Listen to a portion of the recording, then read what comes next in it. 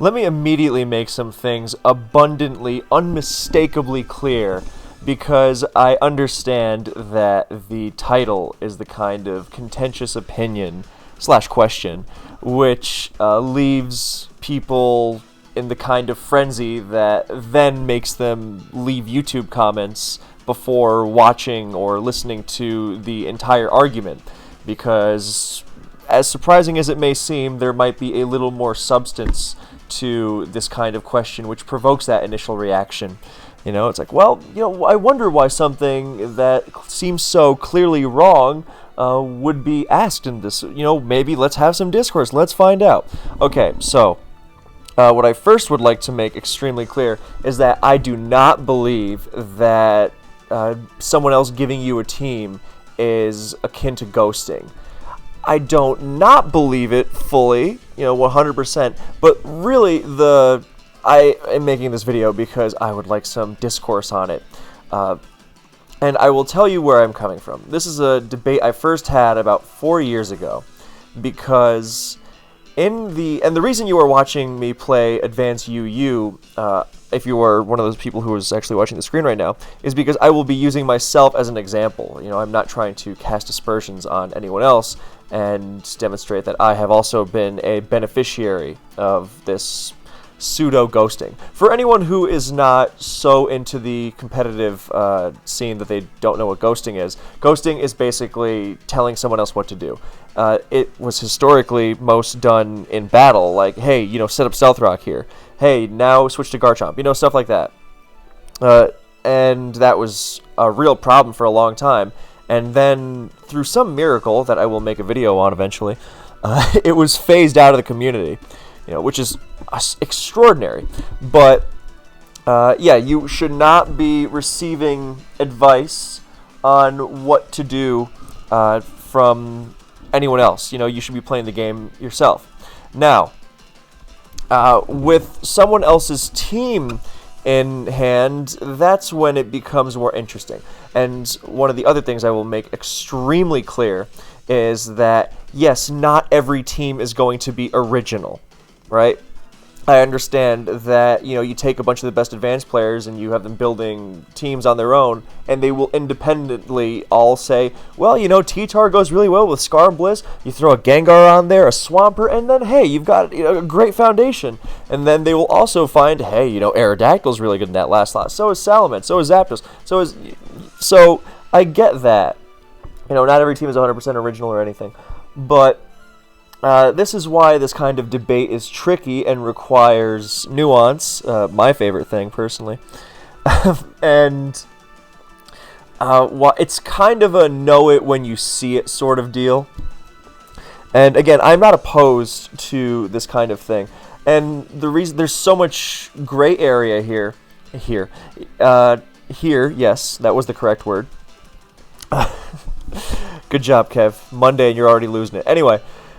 There's so much gray area here because let's say that you are using someone else's team, but let's say that you have practiced with it so much that you have found a new way to use it, or let's say that you were an active participant in the building process. You didn't just say, oh, hand me a team and I'll use whatever. No, it's like, oh, I want to use Hydreigon. Well, why do you want to use Hydreigon? Because I've noticed that it really destroys this team. Can you, make something with this? And then, oh, I'm not sure about this moveset. What if I tweaked it to this? And then it's more of a discussion. This kind of thing, which is very common in team tournaments, the Smogon Premier League, World Cup of Pokemon, Smogon Champions League, that kind of thing I think is fine, because especially in a team environment, because as long as you are participating in it, then you are not partaking in the part that I dislike. And the part that I dislike about, team pasting being equivalent to ghosting that's when it becomes a shortcut. And I know, the immediate instinct is to say, oh, well, it's not a shortcut. It's like, I hate to tell you this, but it really is. And I will demonstrate that later on. But yeah, someone like even in an individual tournament, it doesn't have to be a team tournament. If you've got a friend who's helping you out in a tier, I mean, again, this is where it kind of gets strange, you know. Like if you are playing, and this happens in all sorts of tournaments. If you are playing a tier that you are not really familiar with, you know, it's not a metagame that you participate in actively. You don't know what goes on regularly. You don't know the movesets, and you wouldn't, really. If you were to build a team on your own, you would not come up with something nearly as good. And here is where I very much include myself, because I played Advanced UU in several tournaments for several years, and I really enjoyed it. It's a wonderful tier. But as much as I enjoy the tier, and as much as I like to think, yes, I could build a good Advanced UU team if I wanted to, it doesn't change the fact that I did not build a single team. And I wound up using a lot of teams, not just like any old teams. I wasn't just like, swiping sample teams or anything like that. I was being built teams by my teammates, and they were great Advanced UU players, and they really had a mind for the game and for the tier. And then I got to benefit from that. And yes, I had to execute, right? And we say 50% of the game or a lot of the game is execution. But the fact of the matter remains that, I was using stuff like Grumpig in one game, and that Grumpig absolutely destroyed. I never would have thought to use Grumpig, so, and the heart of the whole thing is that if you get into a serious tournament, let's say you get into a serious tournament, you're just going to spam your usual teams. Okay, I'll just use whatever. And then your opponent has noticed that your teams tend to be destroyed by whatever it is. Let's say Hydreigon. And your opponent brings a Hydreigon and you get destroyed. Okay, well, I had no chance because my team is weak to Hydreigon. Oh, your opponent noticed that. They brought Hydreigon. That is what is called prep. You notice it's a lot more nuanced than that, but for example's sake here. Your opponents are trying to get a read on what kind of Pokemon, what kind of strategies, what kind of plays are going to be good against your usual style. And that's a rabbit hole which you really can get lost in because some people get so caught up in the minutia of that they'll just say, oh, well, no way they bring, I don't know, Garchomp because all my teams are good into Garchomp, which is nonsense. But the basic idea is that the game does not start, at turn 0. It starts in the team builder. And what you bring to the game are going to be a huge part of it, right? That's what the matchup is all about. So, if you can't be told what moves to make in the battle, okay. But what moves you make in the battle are far from the only factor affecting it. And, if there is no good player who would say, oh yeah, prep is unimportant. No, you have to take it seriously. So why is it okay to be told what to use? Why is it not okay to be told what to do in the battle? But beforehand, it's totally fine. And, I know there are so many arguments. I've had them before. It's like, oh, well, you can't police it anyway. Well, you can't police ghosting either, like telling someone what to do in a battle, and yet that has been phased out. There's the other one. It's like, oh, well, in battle is more important. And to that, I would say, is it? I mean, yes, okay, obviously, you have to have some degree of, exaggerated question. Yes, obviously, you need to play well to win the battle, of course. But if we're talking, a high level of competition, where everyone is competent, then especially with some of the teams that get made, then a lot of the times the teams will do the work. So let's, for example, say that, your opponent, that you bring Stall into your opponent, and your opponent is completely hapless into the Stall team, and you just ride that matchup to victory. Pretty much all you have to do in that game is not completely throw it away. And what happens when the idea to use Stall in the first place was not yours, and the Stall team itself was not built by you. You just had to show up with the Stall team. That's the kind of, and again, I know there are no easy answers to this, which is why, debate, discourse, comments, I welcome them as long as they are informed, of course. Or even if they're not, boost the YouTube algorithm, all that stuff. All that jazz. I tried to say 3 words at the same time, as always. I was doing that a lot this weekend. It was really cool. Anyway, so Yeah, again, I will go back to the advanced UU tournaments I was playing in, where, and this has happened in a million tournaments, benefiting from someone else's ideas, because, and there's so many different ways this can go too. Like, for example, if you don't play a tier very much and you have someone backing you up on that, then do you even need to play the tier very much? It kind of boils down to, do you even need to build your own teams? Do you even, and yes, okay, obviously the people who can build their own teams are at an advantage because they can do whatever. But the fact of the matter is, because of the game that Pokemon is, the same reason why you do not need to, be a perfect pilot in every single game to have a team do a lot of the work for you, then by that same rationale, more or less, you don't have to build your own teams. If you are going to, a lot of people just steal them from SPL replays. It doesn't matter that they're public. You don't even have to have the exact pastes. You just see what the good players are using, and then you copy it. And I know this is also a time-honored tradition of sorts in Pokemon, where people will just use what's popular. Of course they will. But I'm talking at the highest level. There are people who have, in SPL, you'll often see, specific helpers, specific builders. There are players out there who never ever build their own teams and only ever have people build for them. And like once in a while, again, this is why there's no one answer to this kind of thing. Why it goes in so many different directions. It's like, oh, well, this player builds all his own teams in 4 generations, but in the 5th generation, he has someone do it for him because he, it's like, well, okay, look, fair enough. That's a lot of generations to be building in, but wouldn't it be better if he also learned and built in that generation? So, I don't know. It's something to think about. It's because it feels like a lot of the time screaming into the wind because a lot of people just don't care. Which is a shame because I personally value team building a lot, which is why I always have prided myself on using my own teams in big tournaments. I haven't always done it because even ahead of that pride is, hey, you should probably do what's best to win. Because that is more.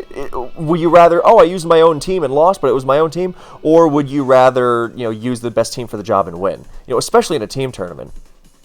And even in an individual tournament, making the worst choice, that's bad for competition. So, in that vein, I would definitely, choose. But I always found that I could make the team, which sounds like a brag, but it's really a very basic thing to do if you're confident, and finding the way to build the best team, or at least participate in the building of it, as opposed to just sitting back and being like, yeah, I'll use whatever you give me. It's like, or, the extent of the input being, yeah, I like that. No, I don't like that. That kind of thing really can drive you up the wall. So, and then there's also an element of this debate that I really dislike, which is like, oh, well, why should people who aren't good at team building be gatekept?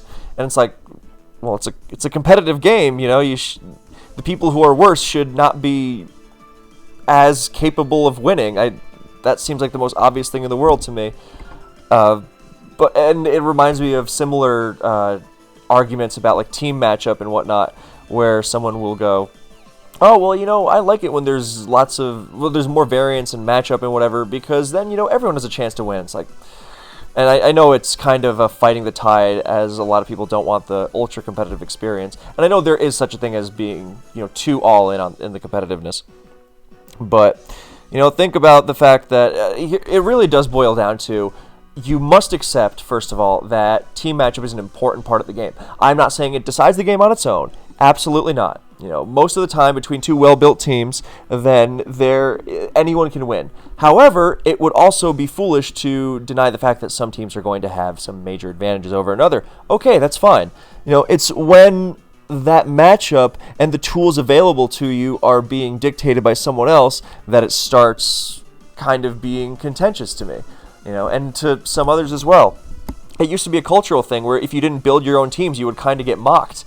It's like, oh, well, look at, I'll use Blue as an example because Blue's been Blue was very famous for it in an era where, building your at the high level anyway, because people who weren't successful, then nobody really cared what they did, and even then I think the rate of using their own teams among them was much higher. But different times, I can accept that. But yeah, among like the most successful players, Blue was one of the few who didn't build their own teams, and it was like a constant subject of mockery, because I'm sure Blue could have built some great teams, but the fact of the matter is they didn't. And that's what it is. It is a shortcut.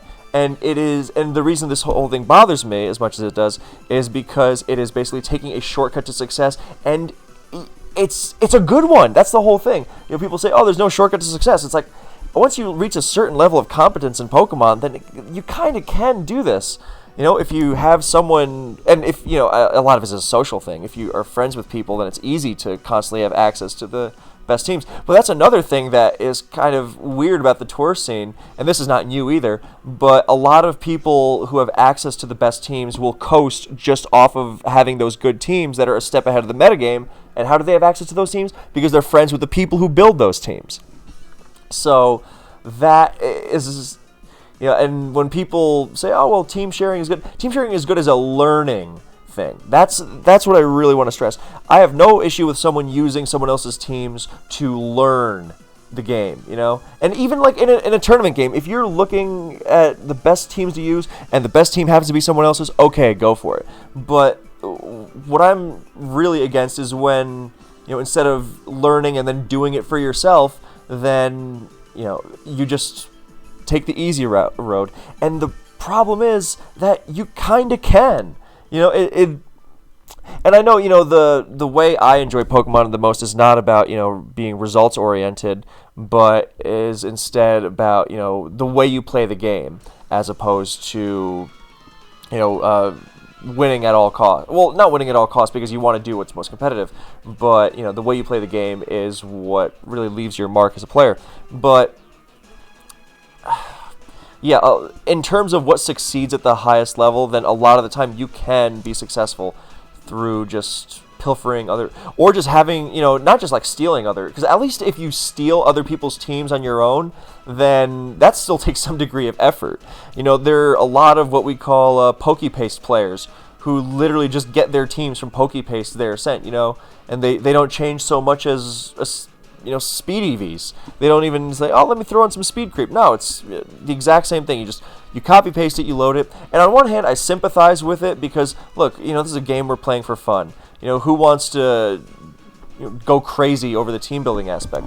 On the other, it does kind of rub me the wrong way that you can just shortcut this whole thing, because you really, matchup is important.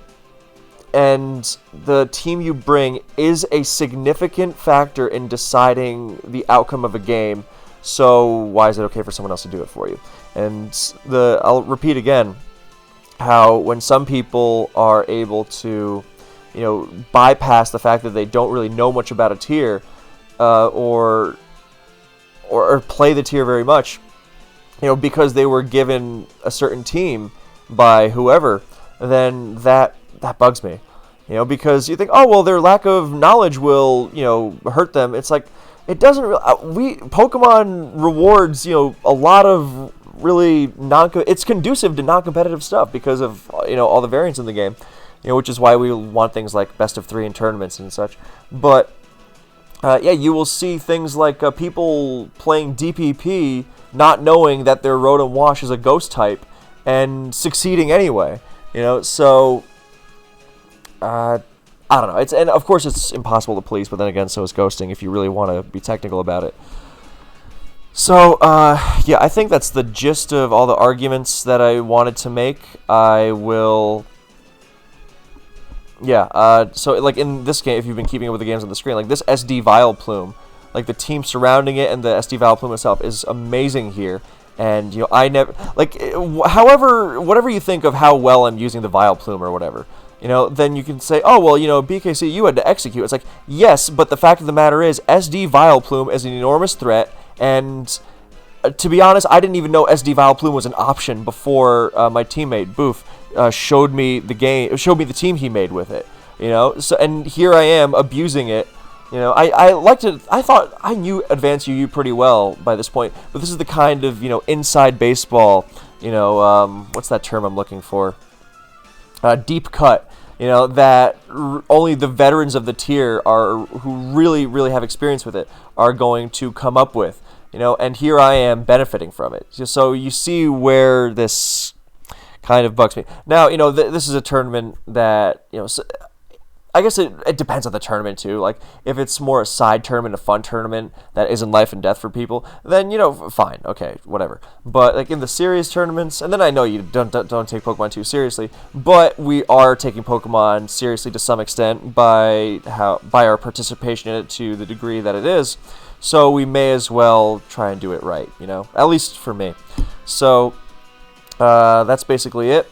Thank you so much for watching. I will quickly show off the Grumpig. That was so superb, just to finally drive my point home.